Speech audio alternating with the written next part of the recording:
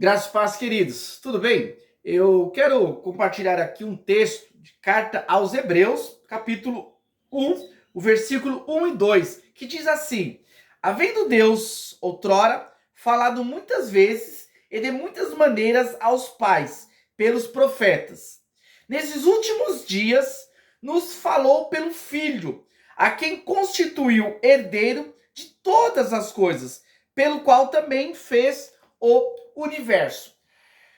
Quando o escritor ele começa essa carta falando de Jesus, e ele vai discorrer todo esse livro é maravilhoso, falando da supremacia de Cristo.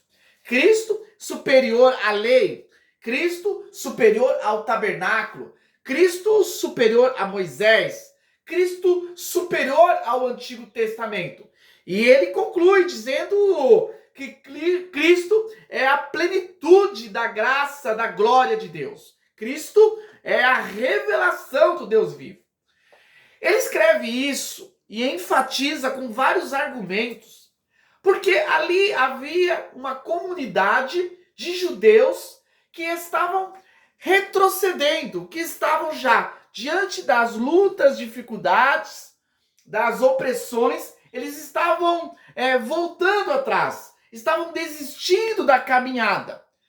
Na verdade, o escritor ele está colocando em xeque se verdadeiramente eles haviam conhecido a Cristo. Porque quem conhece a Cristo, ele pode até enfraquecer, porque nós temos as nossas oscilações. Mas quem verdadeiramente conhece a Cristo, ele jamais vai virar as costas e seguir uma vida totalmente contrária ao Salvador. E é importante nós refletirmos sobre essa carta, sobre essas palavras, porque elas também têm valia para os nossos dias.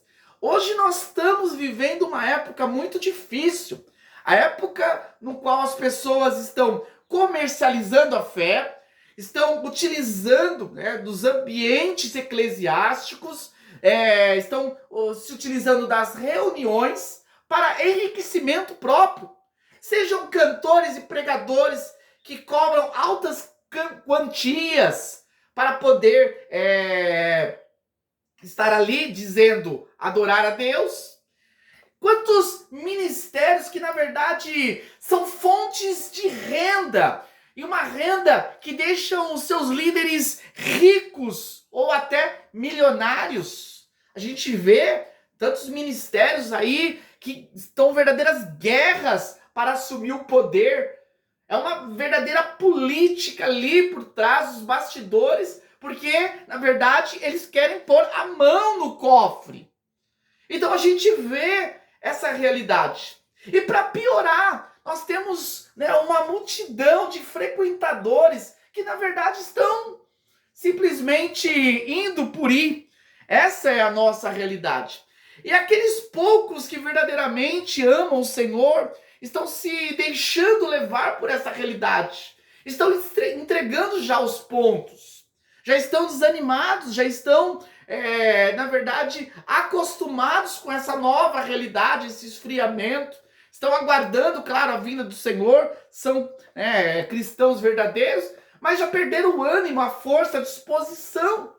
Então eu trago a reflexão, essa palavra também fala comigo, porque nós não podemos nos calar nesse momento. Nós não podemos deixar que a nossa fé venha enfraquecer dia a dia. Não, mas nós temos que ser renovados pelo Espírito de Deus. Precisamos ser fortalecidos. Precisamos ser cheios da presença de Deus. Nós precisamos ser renovados, reavivados, fortalecidos da fé para caminharmos de forma diferente, para fazermos a diferença, para sermos aqueles pelo qual Deus vai levantar para fazer a diferença nessa geração. Nós precisamos ser despertados pelo Senhor. Nós precisamos voltar ao primeiro amor, voltar àquela busca, aquele desejo pelas coisas eternas. Eu sei que quando nós caminhamos, na verdade, querendo fazer a vontade de Deus, querendo verdadeiramente viver corretamente o evangelho, pregando a palavra, se envolvendo, vem muitas lutas e tribulações, vem muitas dificuldades. Para muitos, né, que estão vivendo de uma forma ociosa com as coisas de Deus, estão já mais indiferentes às coisas de Deus, já estão entregando, né, as suas responsabilidades com as coisas de Deus, essas pessoas estão vendo que a sua vida está fluindo mais.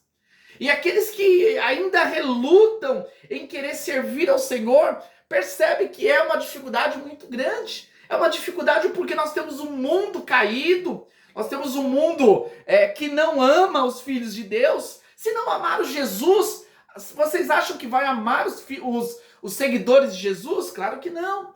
Nós temos hoje uma igreja doente, que mata os seus próprios filhos. Então as pessoas que ainda estão na igreja, que ainda não nasceram de novo. Quem sabe que quem nasceu de novo, né? Não tem diabo, não tem pecado, não tem malignidade que vá afastar essa pessoa. Quem verdadeiramente nasceu de novo, né? É sustentado pela graça de Deus.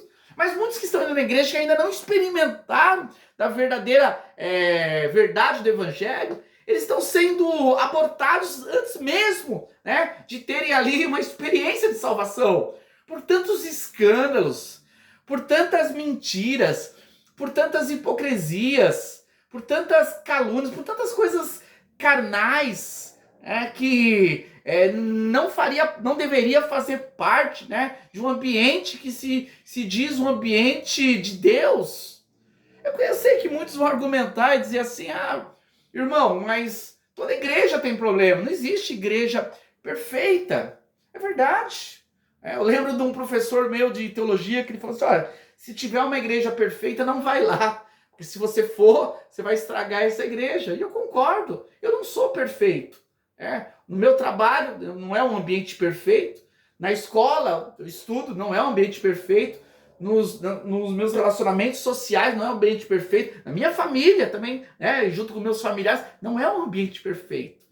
Agora, existe, na realidade, limites. Existe, né? A gente entende que a igreja tem que ser composta de pessoas ali que estão lutando pelas suas dificuldades, tentando crescer e aprender. E nessa luta, os erros e os acertos. Agora, o que a gente vê é algo, assim, realmente inexplicável. Ambientes que na verdade, nem no mundo a gente poderia conceber, ainda mais dentro de um lugar que se diz a casa de Deus. Então, hoje nós estamos vivendo essa realidade. Essa minha mensagem, na verdade, não é um desabafo, né? Não é uma revolta contra a realidade, né? Mas é um alerta. É um alerta para nós enxergarmos essa verdade, né? Esse fato que está tão evidente e que nós possamos olhar para as Escrituras, olhar diante desse desafio de encontrarmos hoje uma sociedade doente, caída, um mundo perdido, encontrarmos uma religiosidade e de pessoas que profanam o nome de Deus, nós possamos ser fortalecidos na fé, cheios do Espírito Santo, olhando para o Senhor, olhando para Jesus e continuarmos caindo. Nós temos a tendência de enfraquecermos na fé e desanimarmos, mas as Escrituras nos chamam e a graça de Deus é poderosa para nos reavivar, para que possamos viver a boa, perfeita e agradável vontade de Deus. Fortalecemos a nossa fé, a fé no Senhor, e continuamos caminhando triunfante naquilo que é a vontade de Deus, andando na contramão dessa religiosidade, desse mundo caído, mas andando na direção do Senhor. Que Deus abençoe em Cristo Jesus. E se você foi edificado com esse conteúdo, peço que nos ajude a compartilharmos o conhecimento, a palavra de Deus. Eu conto com você aí compartilhando esse conteúdo para que mais pessoas possam ser ministrados pela palavra de Deus. Deus abençoe.